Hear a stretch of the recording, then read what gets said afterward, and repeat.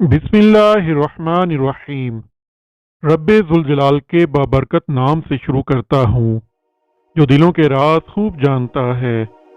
آپ سبھی ناظرین کو داستان کائنات چینل پر دل کی گہرائیوں سے خوش آمدید اور خلوص برا سلام۔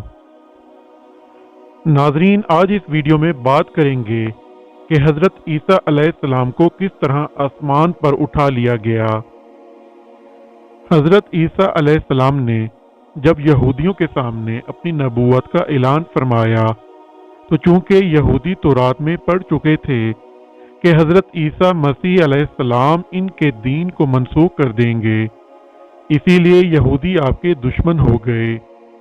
یہاں تک کہ حضرت عیسیٰ علیہ السلام نے یہ محسوس فرما لیا کہ یہودی اپنے کفر پر اڑے رہیں گے اور وہ مجھے قتل کر دیں گے، تو ایک دن آپ نے لوگوں کو مخاطب کر کے فرمایا، من انصاری الی اللہ، یعنی کون میرے مددگار ہوتے ہیں اللہ کے دین کی طرف۔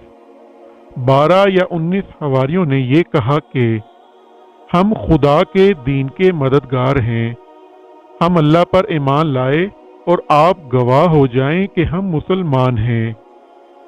ناظرین، باقی تمام یہودی اپنے کفر پر جمے رہے، یہاں تک کہ جوش عداوت میں ان یہودیوں نے آپ کے قتل کا منصوبہ بنا لیا، اور ایک شخص کو یہودیوں نے جس کا نام تطیانوس تھا آپ کے مکان میں آپ کو قتل کر دینے کے لیے بھیجا۔ اتنے میں اچانک اللہ تعالیٰ نے حضرت جبرائیل علیہ السلام کو ایک بدلی کے ساتھ بھیجا، اور اس بدلی نے آپ کو آسمان کی طرف اٹھا لیا۔ آپ کی والدہ جوش محبت میں آپ کے ساتھ چمٹ گئیں تو آپ نے فرمایا کہ اماں جان، اب قیامت کے دن ہماری اور آپ کی ملاقات ہوگی، اور بدلی نے آپ کو آسمان پر پہنچا دیا۔ یہ واقعہ بیت المقدس میں شب قدر کی مبارک رات میں وقوع پذیر ہوا۔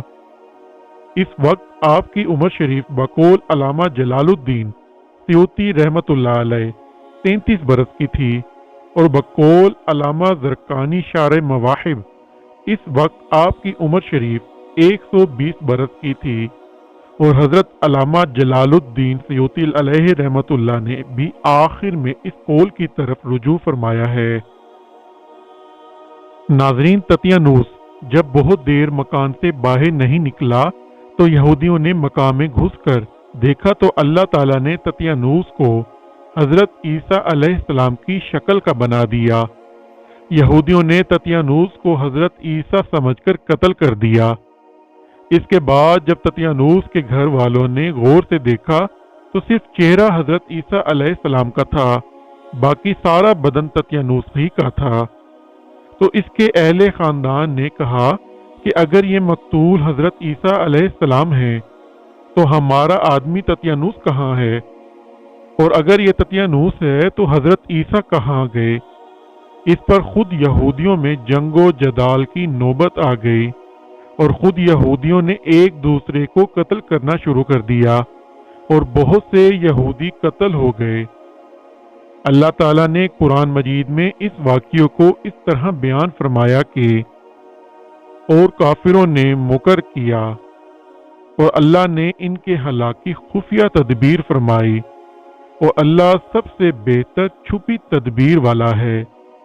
یاد کرو جب اللہ نے فرمایا، اے عیسیٰ میں تجھے پوری عمر تک پہنچاؤں گا اور تجھے اپنی طرف اٹھا لوں گا اور تجھے کافروں سے پاک کر دوں گا، اور تیرے پیروں کو قیامت تک تیرے منکروں پر غلبہ دوں گا۔ پھر تم سب میری طرف پلٹ کر آؤ گے تو میں تم میں فیصلہ فرما دوں گا جس بات میں جھگڑتے ہو۔ ناظرین، آپ کے آسمان پر چلے جانے کے بعد حضرت مریم رضی اللہ تعالی عنہا نے 6 برس دنیا میں رہ کر وفات پائی۔ بخاری و مسلم کی روایت ہے کہ قرب قیامت کے وقت حضرت عیسیٰ علیہ السلام زمین پر اتریں گے اور نبی آخر الزمان حضرت محمد صلی اللہ علیہ وآلہ وسلم کی شریعت پر عمل کریں گے اور دجال و خنزیر کو قتل فرمائیں گے اور صلیب کو توڑ دیں گے، اور 7 برس تک دنیا میں عدل فرما کر وفات پائیں گے اور مدینہ منورہ کے گنبد خضرا کے اندر مدفون ہوں گے۔ قرآن مجید میں عیسائیوں کا رد کرتے ہوئے یہ بھی نازل ہوا کہ اور بے شک انہوں نے اس کو قتل نہ کیا بلکہ اللہ نے اسے اپنی طرف اٹھا لیا اور اللہ غالب حکمت والا ہے۔ اور اس سے اوپر والی آیت میں یہ ہے کہ انہوں نے نہ اسے قتل کیا اور نہ اسے سولی دی بلکہ ان کے لیے اس کی شبیہ کا ایک نشان بنا دیا گیا۔ خلاصہ کلام ناظرین یہ ہے کہ حضرت عیسیٰ علیہ السلام یہودیوں کے ہاتھوں مقتول نہیں ہوئے اور اللہ نے آپ کو آسمانوں پر اٹھا لیا۔ جو یہ عقیدہ رکھے کہ حضرت عیسیٰ علیہ السلام قتل ہو گئے اور سولی پر چڑھائے گئے جیسا کہ نصارہ کا عقیدہ ہے تو وہ شخص کافر ہے، کیونکہ قرآن مجید میں صاف صاف مذکور ہے کہ حضرت عیسیٰ علیہ السلام نہ مقتول ہوئے اور نہ سولی پر لٹکائے گئے۔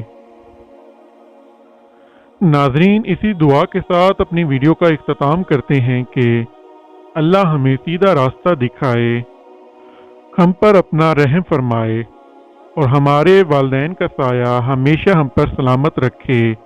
آمین۔ اللہ حافظ۔